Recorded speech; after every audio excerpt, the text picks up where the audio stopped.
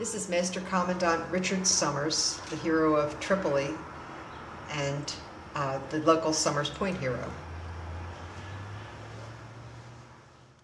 Okay, the fireplace woodwork is original, and the rifle hanging on top of the fireplace belonged to Abel Skull, and he used it in the Revolutionary War.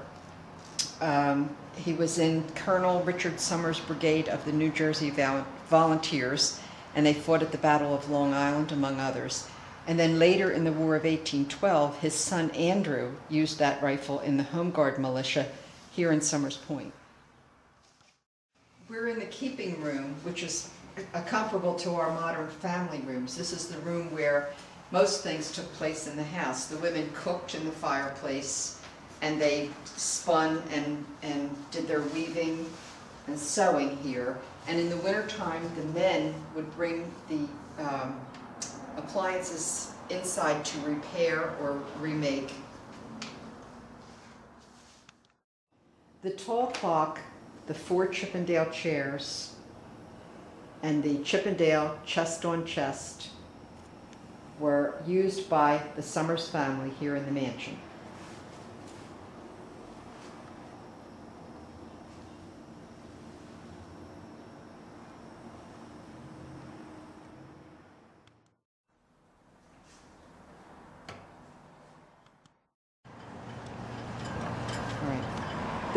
The brick is Flemish bond pattern.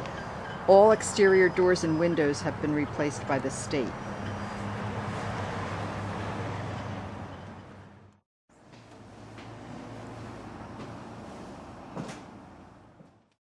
The state supposedly replaced all the windows and doors, but they must have used authentic window panes because these have the wavy glass and the colored glass. This bed, which was not original to the house, was a rope bed. They didn't have spring mattresses, so they would tie ropes from one side to the other and back and forth, and that would hold a small mattress in place. The quilt on the bed is interesting.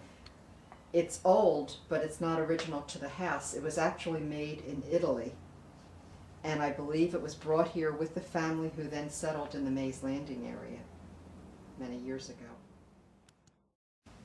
The bed it has no provenance, but the bed warmer on the bed was used by Jesse Summers' granddaughter, Deborah Jane Summers. When she kept house for him, she would warm his bed every night with that bedpan. The hooded, the hooded cradle.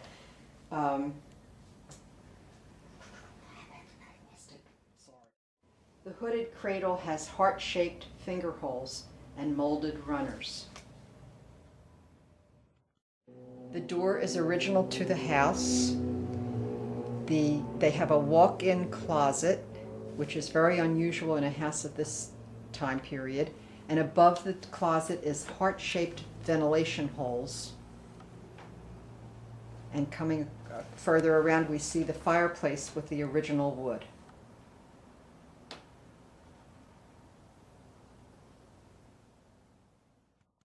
This door leading to the outside balcony is also original. It's very possible that these are the original floors because they have shrunk and you can see through to the first floor.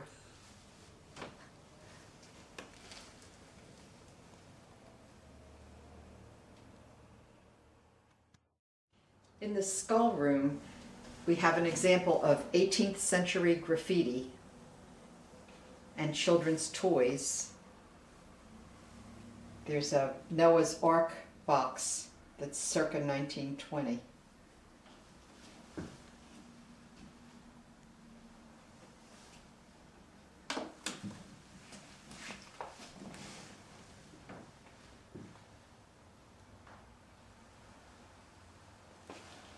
We have spinning wheels and one that's called a clock yarn winder, and 1 revolution equals 2 yards of wool.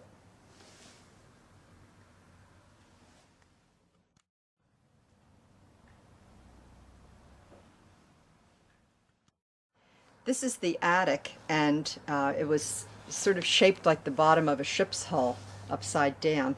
And the steel girders that you see going through were put in by the state to stabilize the place when the Historical Society gave it to them. This is part of the circa 1760 edition. It's not part of the tour, but it's used by the state for storage and other uses.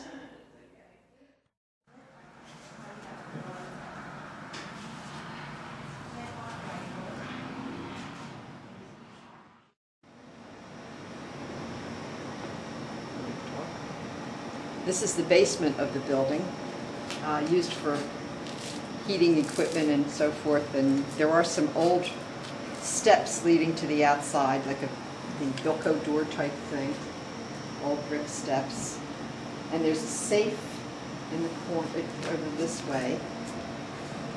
And I don't know what this apparatus is here. It's some sort of a working tool of some kind. Get that really clear.